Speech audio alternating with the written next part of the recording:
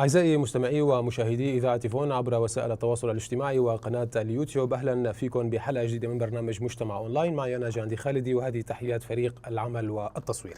حلقة جديدة رح نعرف شو هي موضوعها، ولكن بعد شوي.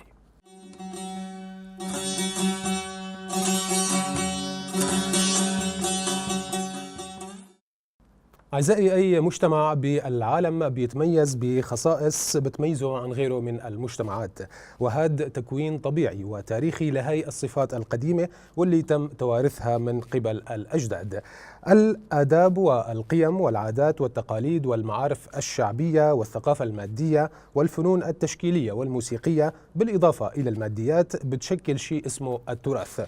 شو أهمية التراث في كل المجتمعات، وبالأخص في المجتمع الكردي الغني بتراثه وحضاراته المتعاقبة عبر التاريخ؟ وشو تأثير هذا التراث في مسألة الحفاظ على خصوصية المجتمع؟ وشو اللي ممكن إنجازه في هي المرحلة لحماية التراث من الضياع والاندثار؟ هي الأمور رح نناقشها اليوم بحلقتنا الجديدة من مجتمع أونلاين، لكن قبل هيك خلونا نسمع لبعض الآراء حيال أهمية التراث في المنطقة الكردية، وبنرجع لكم. ناكا بدها بري ديروكيل جمهني، بدها برتوكي ديروكيل جمهني، بدها تشيروكي ديو بابال جمهني، ام تشلو فاتشي روكا بجين دنياي ولاتي فيشكتي مزخاني واهني متاحفي واهني إما مخابن حيان هكا تشكيمتني يعني مديت يعني نفشي من يعني يجمون مصدر بيتر ديتني ما تشتي بابو قالي قديتني ما جوديتني ما حالتيتني ما أبقش ديتني بس نهاكا تجار كيما بيجي تشكي وانا نزاني شلو أمي وانا فيري وانا بكن شلو أمي وانا بوانا اسكن شلو برقي ميتاني مثلا أبي ميتاني قبل بيجين حيان هاجي مش خفتار بيجين خفتاني ميتاني شو وقتي ميتانيات حيان هاكا قيايمة ما إيرو وندادم أبجي دمينه بارك سلولي روشن بيراني بسكارا راك عندنا أوجي دبي أم لي بخدي دركر ام جی وقت دسته توریسم پاراستنا شونوارن ده همی علیه خوده ده خواستن کو ام همی جهن دیروکی بپاريزن لسروي اساسي جي ايدي او جهتين پاراستن برنگي کو ام هم وك پارازوانا جوي درير داتين هم برنگي کی کو قانون اثار هنج بوي کی فيتشتي بپاريزن لسروي اساسي جي ايدي وكي جهات معني باثار يعني جي پاراستنا شونوارا ده همان دمي دي جوي پاراستنا گشتيت تراث منطقي فولكلوري جبوی دمین پیش ام چاوا بکاربن بپارێزن ایدی دی ناسکرنا دیروکیش بوی مگرینگه جبر راستیه کی خو هيا حیانها گلیمه دوری دیروکیه جبر سیستما دسلادار یا گو بسالا هاتو بو مشاندن لفدری بوی رنگی دکیر گو هر تم گلیمه دوری دیروکا خو بمینه لسروی اساسی جی ایدینا ناسکرنا کیش دیروکیر هی بوی رنگی ایدینا پاراستنا شونوارا و فلکلور و تراث منطقه جی هی ام دیکن کو دریا پرورده و بیروی خوی پرورده ره همان دمید دریا درخستنا کووار و برنامج تلویزیونی ره کو ام بکاربن بهتر دیروک خواه بگلی خواه بدن ناس کرن هوشیاریه کی چکن کو اف دیروک همه جمعتی خواستن کو ام پاریزن گلک تشتهنا معروف کاری پاریس یک جیوک چکی کردی آنا چاور کردستان می باشور چک پاراستنا چکی خود داد کمن سوکی خواه ام دخوازن ام جيت سري زاروك خود بچينن مثلا چكي كردي ام بباريزن سري زاروك خود بچين. رجعنا لكم بعد الاستطلاع أعزائي متابعي إذاعة فون عبر وسائل التواصل الاجتماعي وقناة اليوتيوب. اسمحوا لي رحب بضيفي السيد جفان شاويش، وهو متخصص بالتراث من ألمانيا. جفان، يعطيك العافية، يسعد أوقاتك. مساء الخير صديقي. مساء الخير جفان. بداية لو حطيتنا بأهمية التراث بالنسبة للمجتمع، لأي مجتمع كان؟ شكرا لك صديقي لاهتمامك بموضوع التراث، ومساء الخير لمشاهدينك بالوطن وبالمهجر. التراث الثقافي أنا راح أسمي التراث الثقافي حسب المصطلح اللي يونسكو بتعتمده، هو ميراث المقتنيات المادية وغير المادية التي تخص مجموعة ما أو مجتمع لديه موروثات من الأجيال السابقة. نعم. ضمن هالتعريف التراث الثقافي بينقسم لقسمين، قسم مادي وقسم قسم معنوي. القسم المادي هو اللي نحن بنشوفه كلياتنا، من مباني، من متاحف، من قطع أثرية، من تلال أثرية. والتراث المعنوي يلي هو بيتعرض أكثر من غيره للتخريب، هو عبارة عن الموروث اللي بيصل لنا عن طريق السمع، عن طريق النظر، واللي منه الأغنية الشعبية. الشعر العرب يقولوا إنه الشعر حافظة الذاكرة العربية وهيك شيء. نعم. بالنسبة للأكراد في شمال سوريا على ما أعتقد أو للأكراد بصورة عامة، الأغنية الشعبية هي الحافظة للتراث. نعم، هذا كان سؤالي الثاني، إنه بماذا تمتاز المنطقة الكردية من ناحية التراث المادي والمعنوي؟ يعني إذا بدنا نفصل بالمكونات المجتمع الكردي الموجود هون، يعني سواء من كافة المكونات، يعني وخاصة المكون الكردي الموجود في روجافا أو شمال سوريا، بماذا يمتاز هذا الشعب من خصوصية في التراث؟ هلا نحن حكينا عن التراث حسب مصطلح اليونسكو. نعم. إذا بدنا نطبق هالتراث على مجموعة مكونات شمال سوريا أو روجافا، روجافا تتميز بأنها موزايك للشعوب عبر التاريخ قديما وحاضرا. فيها من مختلف الأديان، في عندك مسيحيين، أكراد، يزيديين، مسيحيين، مسلمين، يزيديين، مسيحيين، أرمن، أرثوذكس، روم على ما أعتقد، سريان بالمختلف، أرثوذكس وكاثوليك. في عندك كمان مسلمين علويين، مسلمين سنة. ضمن المسلمين السنة في عندك مختلف المشارب. كل مجموعة بشرية من المجموعات البشرية، عرب، أكراد، سريان، عندهم موروث أو عندهم ميراث من آلاف السنين يمتد. كلنا عايشين على هالأرض على الأقل 1000 أو 2000 سنة. عندنا مخلفات مادية كثيرة خلفها اللي سبقونا بعيشهم بهالأرض. ما بدنا نختلف عن المصطلحات، مين أبوه أقدم، مين جده أقدم. المخلفات المادية إذا بدنا نحكي عن الدولة الوطنية هي لنا كلياتنا. نعم. أما إذا بدنا نختص، إذا بدنا نتعمق بالموضوع، ممكن نقول بمجال الموروث الثقافي لكل مجموعة بشرية، المجموعة المسيحية، الدين ضل حافظة للغة تبعيتهم. الدين أو الكنيسة قدرت تحافظ على السمة السريانية أو الأرمنية بالمنطقة اللي هن عايشين فيها. نعم. بالنسبة للعرب، بما أنه هن كانوا السادة حسب التوضيح العربي، هم قدروا يحافظوا من خلال الدول أو من خلال المؤسسات، وخاصة المسجد، على لغتهم، على ثقافتهم. أما بالنسبة للأكراد كجزء من المقاومة، الأغنية الشعبية بقيت حافظة ومؤرخة للتاريخ الكردي عبر مئات السنين وحتى الآن، بمختلف المشاكل الاجتماعية، بمختلف الحروب. قدرت اللغة أنها تلعب أو قدرت الأغنية الشعبية أنها تلعب هذا الدور من خلال نعم. تأريخ البعد الكردي بالمنطقة. الأغنية الشعبية هي جزء من الموروث الثقافي. أنا لاحظت أنك عم بتقول المصطلح، يعني عم تذكر مصطلح التراث الثقافي. يعني هل ممكن أن نسميه مثلا التراث الشعبي؟ وهل في فرق بين التراث الشعبي والثقافي؟ لا، هون ندخل بموضوع الاختصاص البحت. التراث الثقافي هو الغطاء الكامل أو المظلة، وضمن الغطاء الكامل تأتي الموروث الشعبي. هو جزء من الموروث الثقافي المادي والمعنوي بشقيه. ممكن تكون الأغنية الشعبية لاوك بالكردي، تكون جزء من الأغنية من الموروث الاجتماعي. كمان ممكن آلة الطحين أو الرحى اللي بنستخدمها بمناطقنا لحتى الآن، الوالدة ووالدتي أنا بتستخدمه، هي كمان جزء من الموروث الاجتماعي. بهالمجال نعم هو موروث اجتماعي، لكن بالغطاء الكلي أو حسب التعريف العام هو موروث ثقافي. نعم.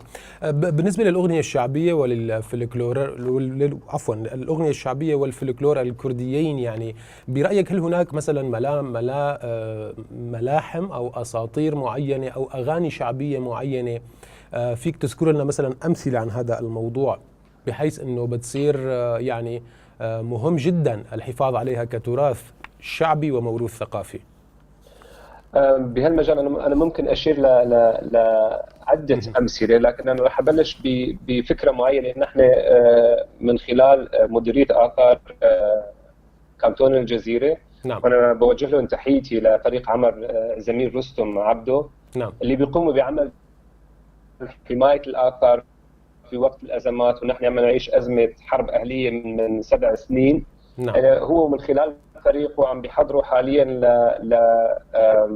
القائمة الوطنية أو القائمة المحلية للتراث لشمال سوريا. نعم. القائمة هي ممكن مجموع المباني الأثرية، المباني الدينية، الموروث الثقافي المادي، بالإضافة إلى الموروث الثقافي الاجتماعي، إنه يلعبوا دور بإنه يتواجدوا على هاي القائمة. نعم. أعود إلى سؤالك. من خلال الملاحم أو الأساطير أو الأغنية الشعبية، قصة درويش عبدي أو أغنية درويش عبدي ينجي سوري دلال أو دليل تحكي عن قصة درويش عبدي الشاب اليزيدي الذي أتى من شنغال للوقوف إلى جانب رئيس عشيرة الملان إبراهيم الملي في حربه ضد عشائر الشمر العربية. نعم. الحرب كانت على مدينة الرقة بالمناسبة، ونحن الآن في الأيام الأخيرة لتحرير مدينة الرقة. نعم. كانت على مدينة الرقة. القسم مدينة الرقة كانت تابعة لإبراهيم باشا الملي الكردي، وعرب الشمر هم أول من أتوا إلى المنطقة، وكانت القتال بين الاثنين. عدولة كانت ابنة إبراهيم باشا الملي التي وعد بها درويش عبدي. القصة وصلت إلينا من خلال الأغنية. لو لم تكن الأغنية لما كنا لنعرف أي شيء عن تاريخ مدينة الرقة في الألف. يعني يتم توثيق دائما القصص والملاحم الكردية عبر الأغاني الشعبية أو الفلكلور. شو بيهمني أنا، يعني أنا هذا السؤال ممكن يسأله أي شخص، يعني أستاذ جيفان، شو بيهمني أنا كشخص كردي من كل هذا الكلام؟ يعني هل التراث يفيدني كمجتمع كردي حاليا بهذا الوقت؟ بالضبط. في مثل كردي بيقول حكي مزني بنبه بلا شكر المزنيكي بقره، يلي ما ليس له كبير ليس له صغير، أو فليبحث عن كبير. نعم بالضبط. المثل الكردي واضح جدا. إذا بدنا نطبقه على الحياة العملية، إذا ما عندك موروث ثقافي أنت من دون مستقبل. نعم. لازم يكون عندك ماضي لحتى تقدر تطلع من خلاله لمستقبل أفضل. ماضينا يدفعنا إلى المستقبل. من هالمجال نحن نحارب على أننا فصيل وجدنا في شمال سوريا من المريخ حسب كثير من التوصيفات. حزب البعث ببداية 1956 قام بالحزام، وبعدها نعم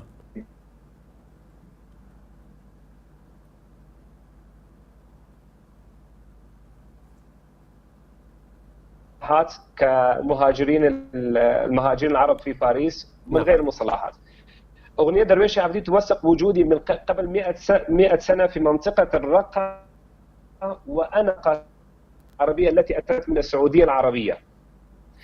من خلال أستاذ جيفان الاتصال كأنه في مشكلة. بدي تعيد لي آخر جملتين لو سمحت. لو أخذنا بعين الاعتبار دراسة الأغنية الشعبية اللي هي موروث ثقافي كردي، نعم، سنرى بأننا كنا موجودين في منطقة الرقة من 100 سنة. قاتلنا العشائر العربية الآتية السعودية العربية على مناطق الرقة حاليا، وعرفنا هذا الموضوع من خلال أغنية. المنطقة في تاريخ حياة الكرد في المنطقة، بالتالي يساهم في وضع اللبنات التي يمكن أن تكون بداية خطوط أو بداية مراحل للمصالحة الوطنية في شمال سوريا. يمكن أن يلعب الموروث الثقافي دورا في مجال إنهاء الأزمات. إن كنا نعرف بأننا لدينا وثيقة تؤرخ بأن هذه المدينة كانت كردية، عشائر الشمر أتت، إذن مثلها مثل أي وثيقة، أي خريطة من عصر العثماني تؤرخ. نعم.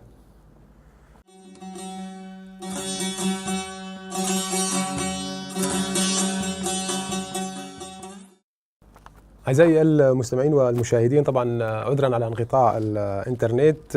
طبعا معي بعد عودة الاتصال السيد جيفان شاويش، وهو المختص بالتراث من ألمانيا. أستاذ جيفان، عذرا على انقطاع الإنترنت والاتصال. كنا عم نحكي عن موضوع أنه يعني دور التراث في مسألة إنهاء الأزمات أو الحد منها يعني حاليا بمرحلة الحروب والأزمات. تفضل. أعود وأركز على على أهمية عمل الأستاذ رستم وفريق عمله.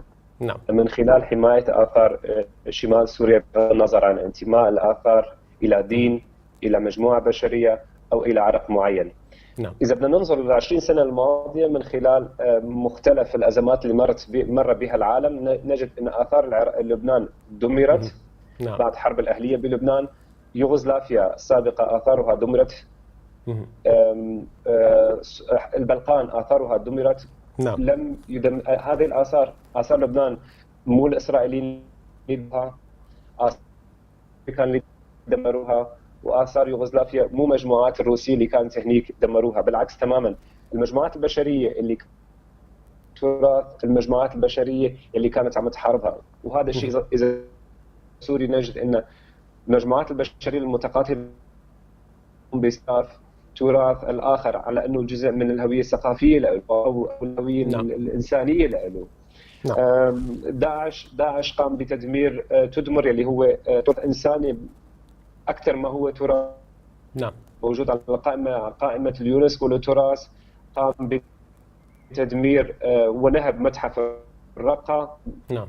الآثار السورية صارت تنباع من المجموعات البشرية المقاتلة بسوريا بمختلف الأسواق العالمية عن طريق تركيا، لبنان، أو حتى العراق، اللي هي آثارها مو كافية لتتهرب، فالآثار السورية عم تتهرب عن طريقها كمان.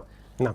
يعني أنت ذكرت أستاذ جيفان، أنا حابب بس ركز على موضوع القائمة المحلية والوطنية للتراث، اللي يعني هو مشروع يعني بصراحة كبير جدا إذا تموا. يعني بدي أسألك، ما هي الإجراءات أنتم من خلال هاي القائمة عم بتحاولوا أنه تحموا التراث بالمنطقة الكردية ولا لا؟ بالضبط. هلا من هالمنطلق إذا بنركز على شغل الأستاذ رستم عبدو وفريق عمله من خلال القائمة الوطنية. القائمة الوطنية هي قائمة لكل شمال سوريا بغض النظر عن الانتماء الثقافي أو الديني أو العرقي. القائمة الوطنية راح تشمل المخلفات المادية بالإضافة إلى المخلفات الثقافية اللي ممكن نجتمع حولها كمجموعات بشرية في شمال سوريا. إذا أخذنا تل حلف كمثال، موجودة بمدينة كردية ضمن دولة سورية عربية الهوية سابقا، ومجموعات بشرية عربية تعيش في نفس المدينة حاليا، وإلها اتصال مباشر بالوجود الآشوري بالمنطقة. فممكن من خلال تهيئة الموقع سياحيا نتفق على أنه الكل يشتركوا في إدارتها. من خلالها كان الكل يظهر لونه، علمه، طائفته، دينه، اللي ممكن تزين المنطقة كلها إذا بنعممها على المنطقة. سؤالي الأخير أستاذ جيفان، وصلت الفكرة. سؤالي الأخير هو يعني طالما هناك قائمة للتراث الوطني السوري يعني موجودة، ليش مطلوب هلا حاليا نعمل قائمة ثانية للمناطق الكردية أو لشمال سوريا بشكل عام؟ هلا القائمة الوطنية السورية هي قائمة تشمل سوريا بالخطوط العريضة. نعم. قائمة لا تختص بمنطقة معينة. سوريا هي مخزون أو هي مخزن للآثار. القائمة الوطنية تقوم بوضع عدة مواقع من خلال تسويقها عالميا، لكن ممكن هاي المواقع ما تهمني أنا كابن منطقة شمال سوريا. راح أعود وأركز على موضوع الأغنية الشعبية. أنا بالنسبة لي أغنية درويش عبدي أو الشجرة الموجودة على جبل قراتشوف يلي يؤومها كل سكان المنطقة ليتبركوا بها أهم بالنسبة لي لموقع موجود مثلا بصرة الشام الموجود ببصرة. أنا لا أستفيد من بصرة لا ثقافيا ولا اجتماعيا. نعم. ولا ماديا بأي شيء. يبقى قصة الشجرة باختصار بسيط لأنه الوقت يعني داهمنا. بالضبط. مشان بس الناس تفهم الموضوع. قصة الشجرة هي أيضا قصة حبيبين لم يعرف من هما، قتلا في زمن غير معروف. الشجرة موجودة هناك على جبل قراتشوغ. كلمة قراتشوغ بالتركية تعني الجبل الأسود أو الجبل الأقرع. على الجبل هذا يوجد فقط شجرتين، شجرة يقال بأنها شجرة كوريك، وشجرة يقال بأنها شجرة كيتشكي. هاتين الشجرتين الناس يؤومهما، يمكن أن لا يكون تحتهما قبر لأي أحد، ولكن لها دور بأنهما يعبران عن الحياة في هذه المنطقة من خلال الشجرة. الناس يؤومهما للتبرك وأيضا للحصول على الخصوبة، خاصة النساء اللواتي لا تلد. نعم. السيد جيفان شاويش المتخصص في التراث، كنت معي من ألمانيا، شكرا جزيلا لمشاركتك معي. شكرا لك يا صديقي. شكرا. سلام.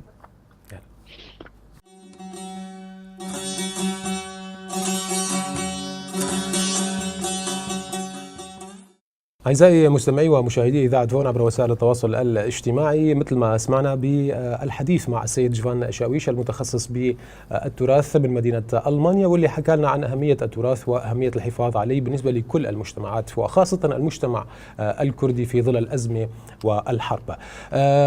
في فقرة لقاء راح نلتقي مع السيد رستم عبدو، وهو نائب رئيس هيئة السياحة وحماية الآثار في مقاطعة الجزيرة. راح نحكي عن موضوع زيارته لمتحف الرقة، وأيضا عن موضوع القائمة الوطنية للتراث اللي هو مشروع حاليا بيشتغلوا عليه لحتى يعني الهدف منه هو حماية التراث في المنطقة الكردية وفي شمال سوريا بشكل عام. خلونا نسمع اللقاء ونرجع لكم.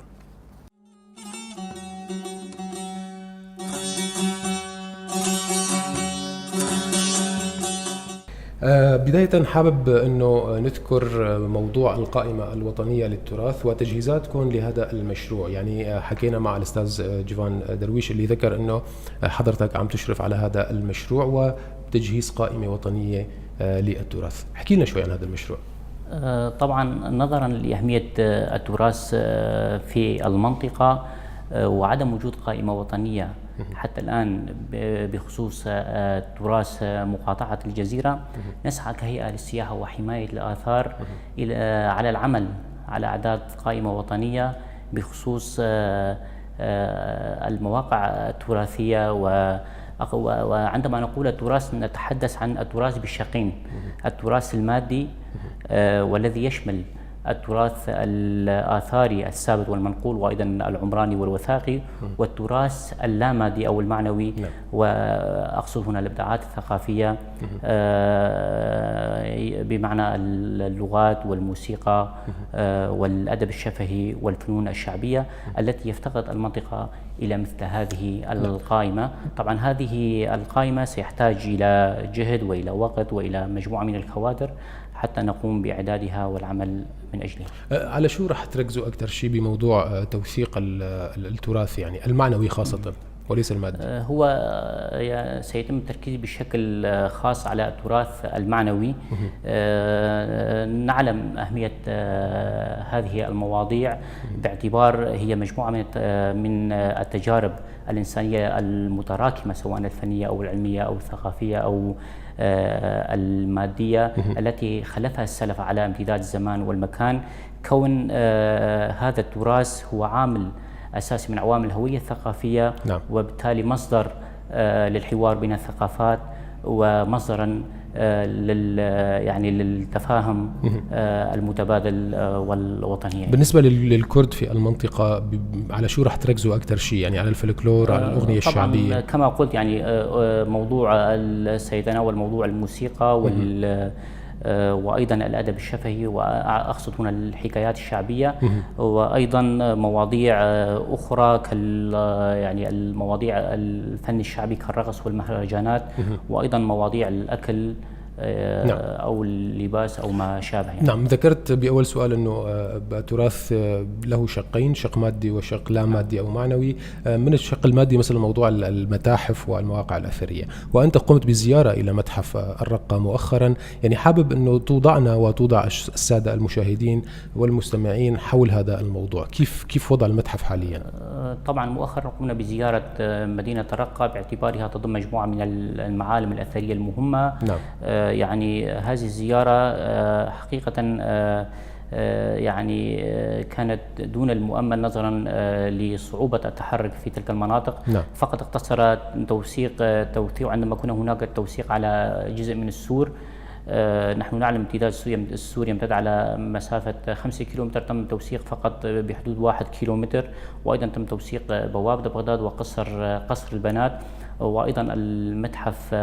ونحن نعلم أن متحف رقة تعتبر من أهم المتاحف في سوريا باعتبارها كانت تضم نحو 10,000 قطعة أثرية بحسب السجلات. مع الأسف المتحف في حالة يرثى لها فارغة تماما من محتوياتها، وناهيك عن تعرض الحديقة والقطع الأثرية موجودة في الحديقة للتكسير وأيضا للبعثرة، وأيضا كما قلت المبنى أيضا تعرض لطلقات نارية وقذائف. خلال عملكم نعم أستاذ رستم، سؤالي الأخير، برأيك كيف نحمي الآثار وشو أهمية حماية التراث؟ شو أهمية حماية التراث بالوقت الحالي؟ طبعا كما قلنا يعني التراث هو عامل أساسي من عوامل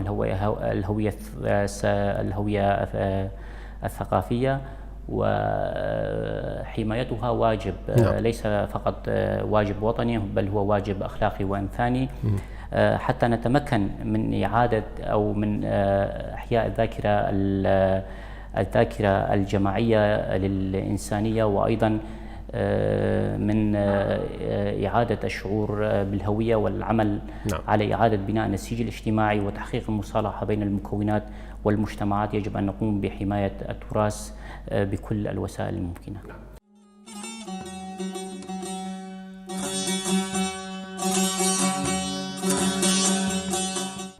أعزائي المتابعين، وصلنا لنهاية حلقتنا اليوم من برنامج مجتمع أونلاين، واللي خصصناها للحديث عن أهمية التراث في المنطقة الكردية وأهميتها الاجتماعية بالنسبة للمجتمع الكردي والمجتمع في شمال سوريا بشكل عام. إلى حلقات قادمة من برنامج مجتمع أونلاين، بتمنى لكم دائما على الخير والمحبة. إلى اللقاء.